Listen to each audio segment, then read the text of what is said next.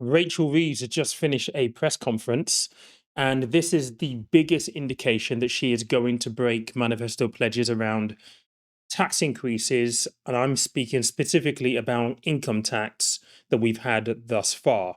So we're going to listen to what she had to say.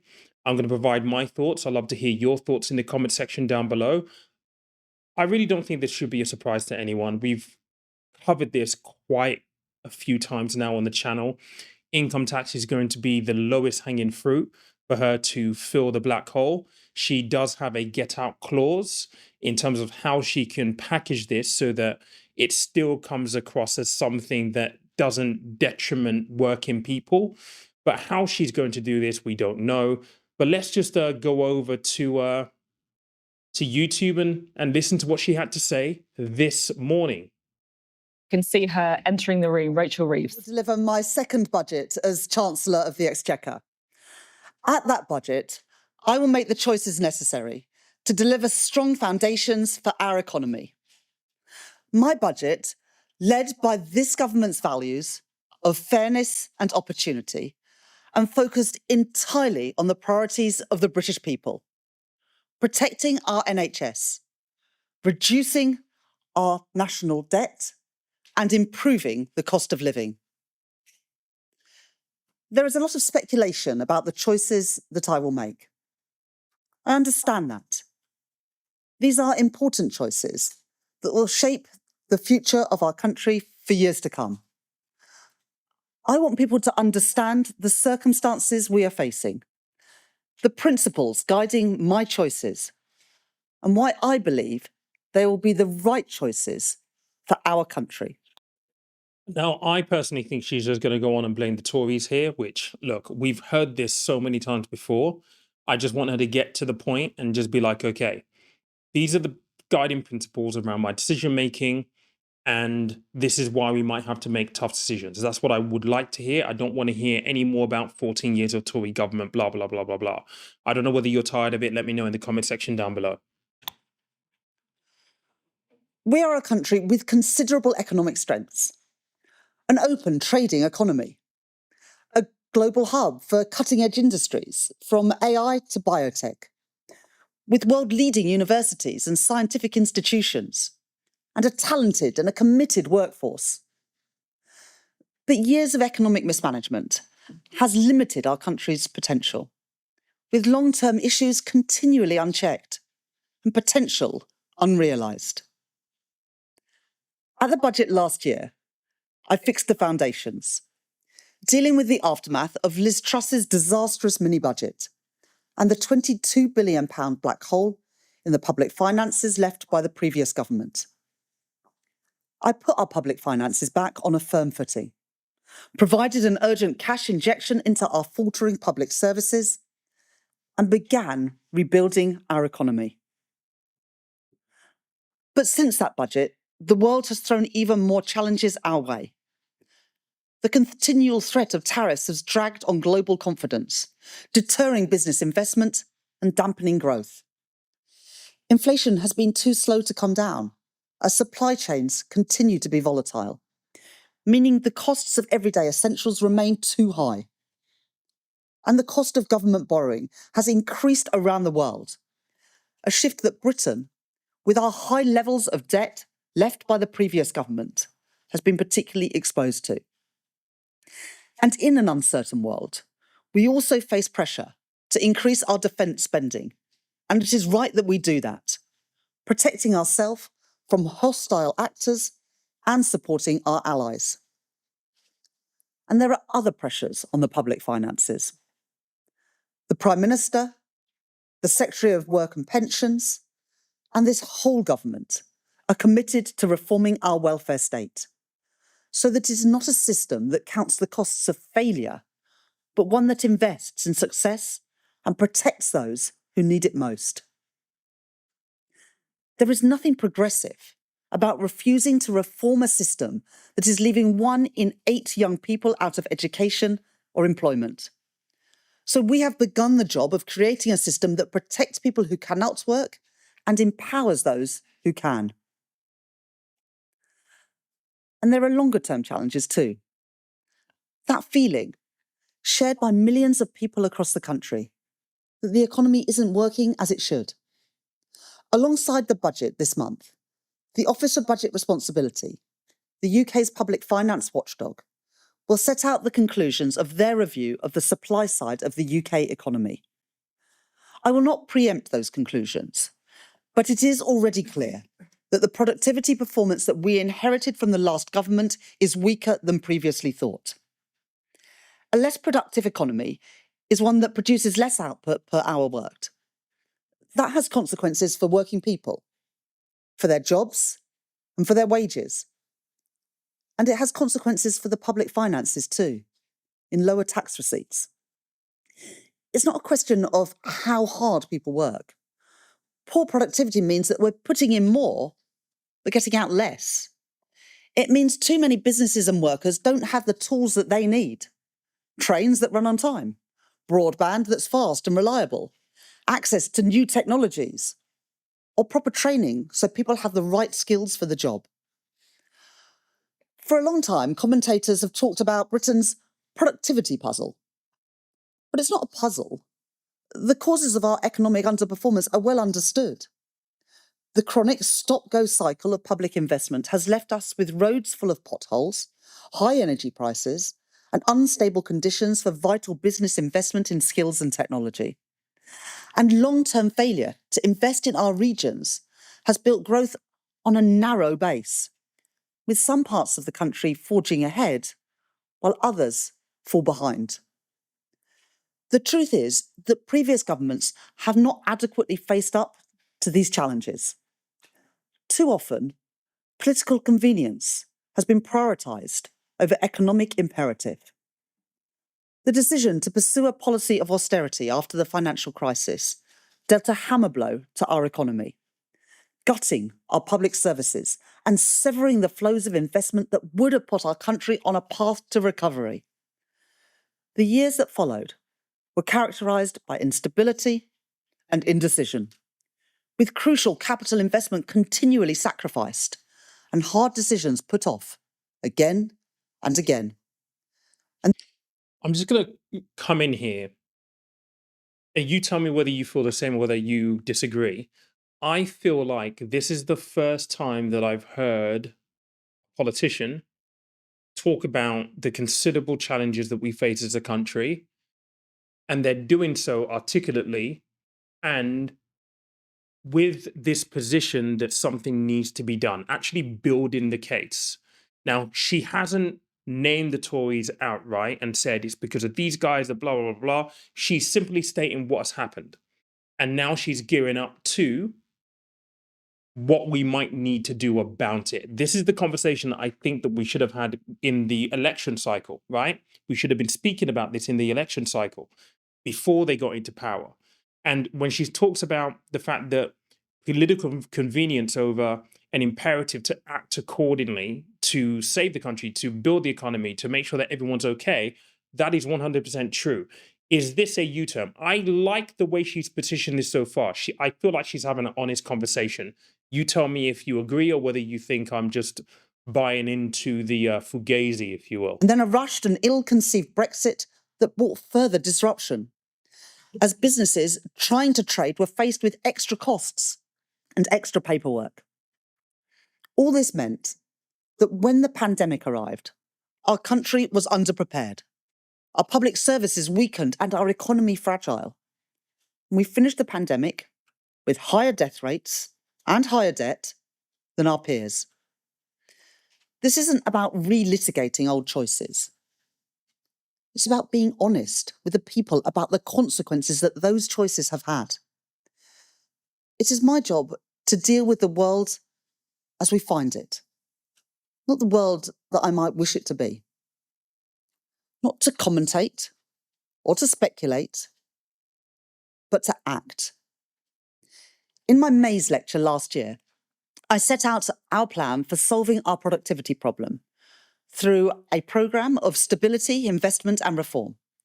And when I became Chancellor, I began to put that plan into action, stabilising our public finances, making the tax and spending decisions to get debt down and to fund our public services sustainably, changing the fiscal rules to increase public investment by £120 billion over the course of this Parliament, and crowding in private investment too, for road and for rail, for housing and nuclear power, and reforming our economy, ripping up the planning rules so we can build housing and infrastructure right across the country, bringing the brightest and the best to our shores with a new visa regime, and signing trade deals with the EU, the US, and India to help businesses export around the world. We've begun to see the results of those plans in falling interest rates and falling NHS waiting lists, in rising wages and rising investment. But I know that real progress takes time. Our growth was the fastest in the G7 in the first half of this year. I don't expect anyone to be satisfied with growth of 1%. I'm not, and I know that there is more to do. The first part of our planning reforms will add an additional £6.8 billion to the size of our economy in the next 5 years. But the next part, our planning bill, must complete its passage through Parliament before it can make a difference. Interest rates, which rose from 0.1% to 5.25% in the last Parliament, have now been cut 5 times. But at 4%, they are still a constraint on business borrowing and a burden on family finances. Inflation is already much lower than the double digits seen under the previous government. And the choices I make in this budget this month will be focused on getting inflation falling and creating the conditions for interest rate cuts to support economic growth and improve the cost of living. I understand the urge for easy answers. But politicians of recent years. She talked about some of the things she's going to do will be aimed at getting inflation to fall more quickly. And that in itself raises a question mark over the role of the Bank of England in this, because the Bank of England, if you look at the past track record, when inflation is high, interest rates go up.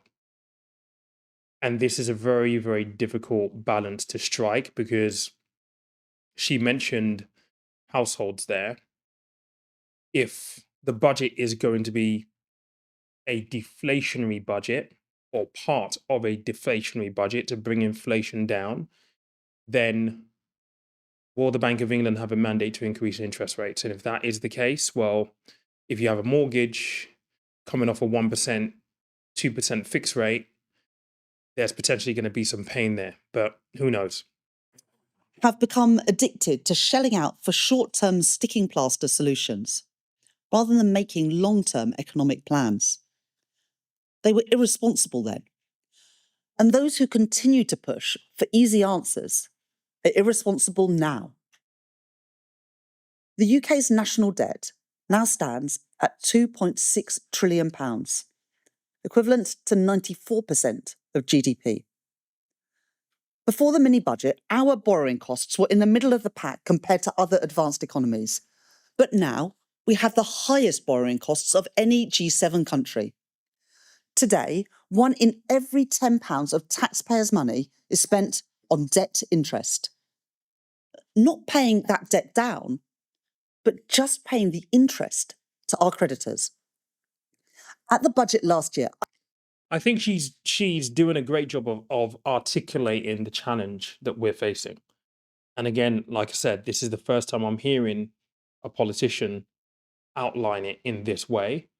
So far, even though what this means is bad news, I'm impressed with the case that she's making.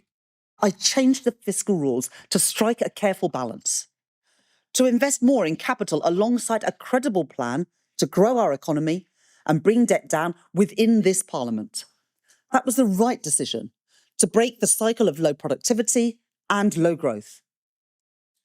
But that additional investment can only be delivered because markets know my commitment to the fiscal rules is ironclad. Some people say that we should just sidestep those rules, that we can borrow more without consequence by simply reclassifying areas like defence or education. But no accounting trick can change the basic fact. that government debt is sold on financial markets. There are limits on the price that banks, hedge funds, and pension funds are willing to pay for our debt.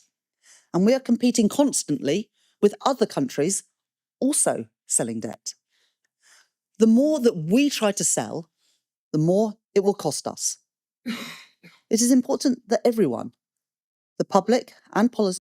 I'm nodding because, like, she's doing a great job of articulating this and putting this in really, really simple language that I hope everyone can understand. And for all of the stick that she's going to get for what she's about to do, I think that this is probably one of the most responsible ways that I've seen a politician in modern times build up to these type of decisions. She's doing a great job, in my opinion. You may disagree, but I think the way she's building this up is great. Politicians understand that reality. The less we spend on debt interest, the more we can spend on the priorities of working people, our NHS, our schools, our national security. The public service is essential to both a decent society and a strong economy. At the budget last year, I provided our public services with a vital cash injection, and I am proud of that choice. Proud that it is a Labour government that is providing record investment in our NHS, getting waiting lists down by over 200,000 since the election. Proud that it is a Labour government that is investing in our children through the rollout of free breakfast clubs and free school meals. And proud that it is a Labour government that is funding our armed forces and remains resolute in our NATO commitments. The alternative is to row back on those investments, to return to the cycle of austerity and decline, which is what got us here in the first place, passing the cost of government failure onto communities and families, stifling our economic growth, and weakening Britain's foundations in an unstable world. I will not repeat those mistakes. But if we want strong public services in the decades to come, then we must recognise that productivity and efficiency are not only a challenge for business, they are a challenge for the public sector too. At the spending review, I announced £14 billion of efficiencies per year to be delivered by 2029. Cutting government spend on consultancies, getting rid of bureaucratic quangos and regulators, and driving efficiency through AI and digital technologies. But I know that there is more to do. In the budget and beyond, I will continue to drive for more productive and more efficient public services right across government, making savings and rooting out waste wherever I find it. Now, my opponents will tell you that they could do more. Reform, who promise savings from our public services, and yet, in Kent County Council and councils they run across Britain, apparently they can't find a single penny, and instead going to increase council tax for more than 2 million people. Or the Conservatives, who promised £47 billion of cuts, when during 14 years in power they oversaw rising welfare costs and a growing civil service. What were they doing for 14 years? Let us be clear. There is no way that cuts on that scale, equivalent to cutting our entire armed forces, or cutting every single police officer in the country, twice over, could be delivered without devastating consequences for our public services. Austerity, reckless borrowing, made-up numbers. They are the problems, not the solutions. They are the mistakes of the past which would only take us backwards. I will not repeat them. When I was appointed Chancellor, people put their faith in me to take our country forward. Not to be swayed by political convenience. Not to always do what is popular, but to do what is right. At the budget, I will continue to deliver on the priorities of the British people. Cutting NHS waiting lists, cutting the national debt, and cutting the cost of living. And in the context of the long-term challenges on our productivity and heightened global uncertainty, any Chancellor of any party would be standing here today facing the choices that I face. The difference is in the priorities and the values that will guide those choices. Mine will be a budget for growth, with fairness at its heart, and a budget that supports businesses to create jobs and to innovate. I've said this before that in this next budget, she cannot afford not to give business and businesses a carrot, something to go forward with, to invest, to be able to grow their business, because that in turn helps the economy. So, this language that she's using here about it being a budget for growth, this is much, much needed. And I'll be interested to see what happens with the markets today off the back of those comments right there, because business definitely needs something to get them in the mood, in the position where they feel like they can invest and grow business, because that is ultimately going to help the economy and our productivity. So, great point she's making there. As I take my decisions on both tax and spend, I will do what is necessary to protect families from high inflation and interest rates, to protect our public services from a return to austerity, and to ensure that the economy that we hand down to future generations is secure, with debt under control. It's interesting what she said there, tax and spending. And in the same breath, using interest rates and inflation to boot. I don't envy her. I mean, she's got a very, very difficult job. This is going to be balancing at the highest level when it comes to the type of thing that she's going to announce. But tax and spending, there will be some tax rises. And if she does not go for income tax, like I've already said, she's missing a massive, massive trick. It is the lowest hanging fruit. And yes, she's got to break party manifesto, but it's going to, in the end, be one of the best things that she can do to close and fill the black hole relatively quickly. It's interesting. If we are to build the future of Britain together, we will all have to contribute to that effort. Each of us must do our bit for the security of our country and the brightness of its future. There is a reward for getting these decisions right. To build more resilient public finances with the headroom to withstand global turbulence. Giving business the confidence to invest and leaving government freer to act when the situation calls for it. To continue to invest in our infrastructure and our industry to build a stronger economy. And to get the cost of borrowing down, spending less on debt interest and more on schools and on our health service. The Office of Budget Responsibility will make their forecasts at the end of this month. But let's be clear about what forecasts are. They're not visions of the future. They're a look in the rearview mirror. The OBR rightly make their predictions based on the data that has gone before. But I do not believe that our past has to determine our future, or that a stuttering economy, poor productivity, and falling living standards is somehow Britain's destiny. A brighter future is within our grasp. We were elected to break with the cycle of decline, and this government is determined to see that through. So we will go further and faster on planning, on the industrial strategy, on reforming regulation, all to deliver growth throughout our economy in all parts of our country. We will bear down on waiting lists, on the cost of living, and on the national debt, which compound these challenges.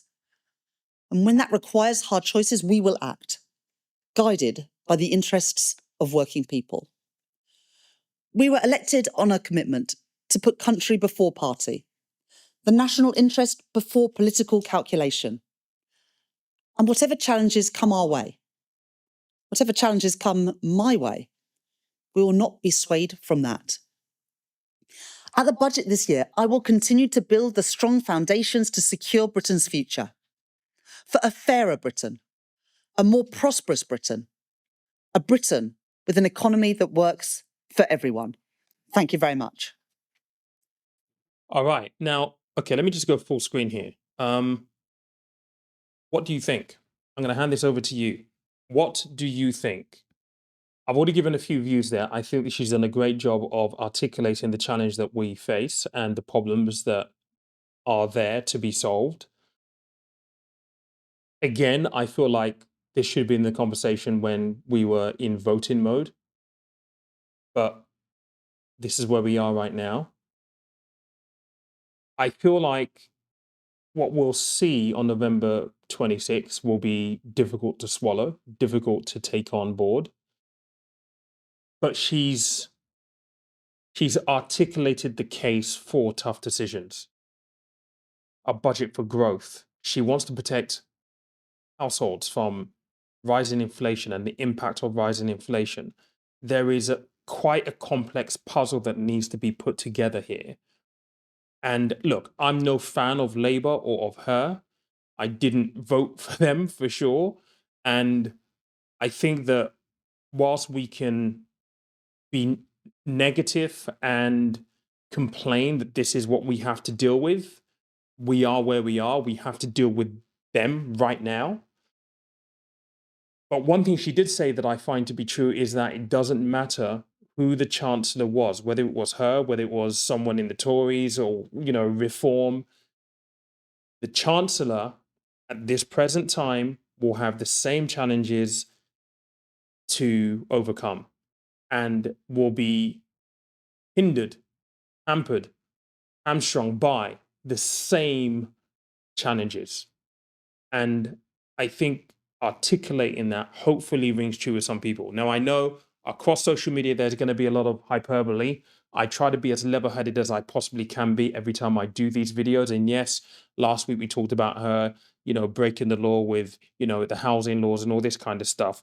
But as her job as a chancellor, I like what I've heard today.